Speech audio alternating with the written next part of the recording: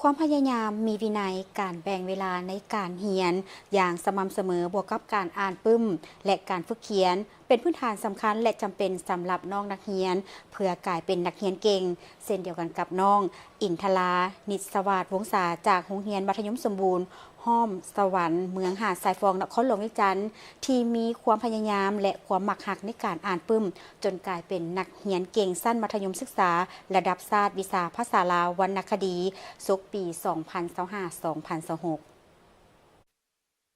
เคล็ดลับในการเรียนของน้องเนาะก็บ่มีหยังหลายก็คือมีความต้องมีความตั้งใจในการเรียนเทคนิคโดยส่วนตัวของน้องจะอ่านหนังสือ25นาทีแล้วก็พัก5นาทีเฮ็ดแบบนี้วนไปเรื่อยๆเพราะว่ามันจะเฮ็ดให้สมองเราบ่ล้าเกินไป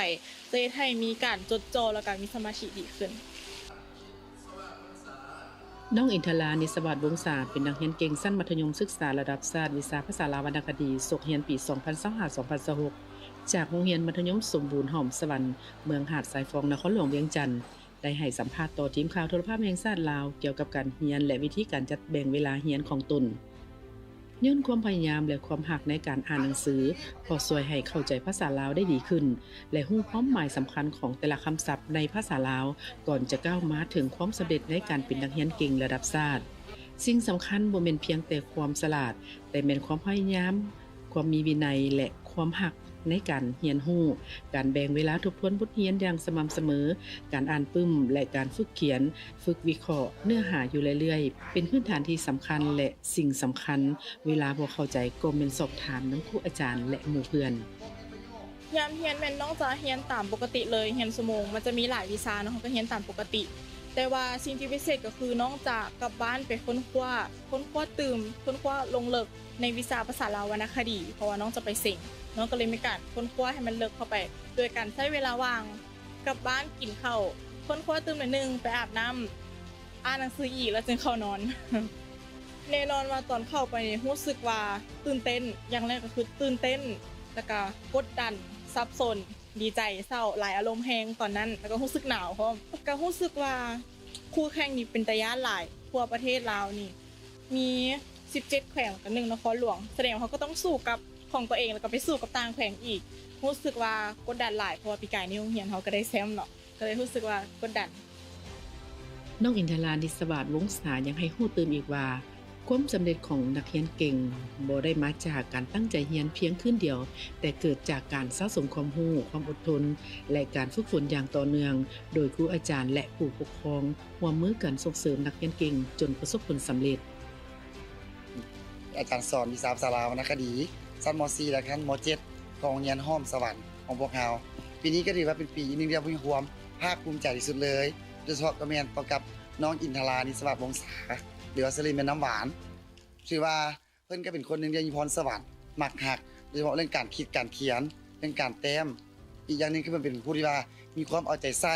ผู้ปกครองก็สนับสนุนพิเศษดังนั้นพวกเรามาเห็นปีนี้ก็เลยว่าปีนี้ก็เลยอยากปั้นน้องเป็นพิเศษเลยรับการส่งข้อมูลให้น้องแม่นก็คือว่าส่งปกติกับทุกๆผ่านมาที่เราบำรุงทุกๆปีเนาะแต่ปีนี้พิเศษเนื่องจากว่าเพิ่นเป็นคนที่ว่าค่อนข้างแบบเข้าใจบทเรียนไวเด้เขาก็เลยว่าเป็นการง่ายในการสิสอนง่ายขึ้นเนาะเวลาเอาเวียกบ้านให้เอาบทเรียนให้เพิ่นก็สามารถมาส่งคืนทันได้ตามเวลาโรงเรียนของเฮาก็มีนโยบายอยู่2ภาคส่วนเนาะก็คือเฉพาะของชั้นน้องนักเรียนเองแม่นจะมีทุนการศึกษาให้น้องผู้ที่ว่าได้อันดับ1หันแม่น16เดือนซึ่งว่าน้องหันเรียนชั้นม .7 แล้วเนาะทุนหันก็สิแม่นส่งต่อให้น้องเราหรือว่าหลานที่ว่าสิยังสืบต่อเรียนโรงเรียนเฮาและส่วนของครูอาจารย์หันก็สิมีน้ำใจให้เล็กน้อยเจ้าดีใจและก็ภาคภูมิใจในลูกหลายเพราะว่าแต่น้อยฮอดใหญ่เนาะเฮาก็บ่ได้คิดว่าเลี้ยงมาเฮาก็อยากให้เป็นคนดีหันนะได้ที่1ที่2ที่3ก็บ่เป็นหยังหรือว่าบ่ได้ที่หยังก็อย่าแต่ว่าก็ในเมื่อเพิ่นน่ะ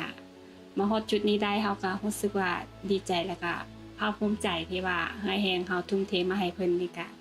ด้วยกำลังกายกำลังใจทางเฮาก็1เนาะก็คือเว้าเรื่องจิตใจก่อนจิตใจก็คือว่าให้เลาะพยายามอธิบายให้ลูกเข้าใจว่าเงินคำนี่มันก็เป็นสิ่งที่ดีเนาะที่ว่าหาได้แต่ว่าความรู้นี่มันจะเป็นหลักการอันนึงที่ว่ามันจะอยู่นำเฮาได้ตลอดชีวิต เฮาก็พยายามแบบว่าให้เพิ่นเข้าใจในจุดหลักตัวนี้อะไรแล้วก็ให้เราตั้งใจเรียนเพราะว่าตัวนี้มันจะอยู่นำเฮามันติดตัวเฮาไปตลอดเลยหั้นนะตัวนี้หั้นนะตัวนี้มันเป็นตัวสำคัญแล้วก็ตัดสินอนาคตเฮาเพราะว่าเฮาจะอยู่ไสเนาะถ้าเฮามีความรู้ความสามารถบ่ว่าจะองค์กรใดเพิ่นก็สิยอมรับในตัวเฮาแล้วก็ตัวนี้มันก็เป็นสิ่งพิสูจน์อันนึงเนาะที่ว่าเฮ็ดให้เฮาเป็นเกียรติสำหรับเฮาติดตัวไปตลอดในการหน้าที่งานบ่หรือว่า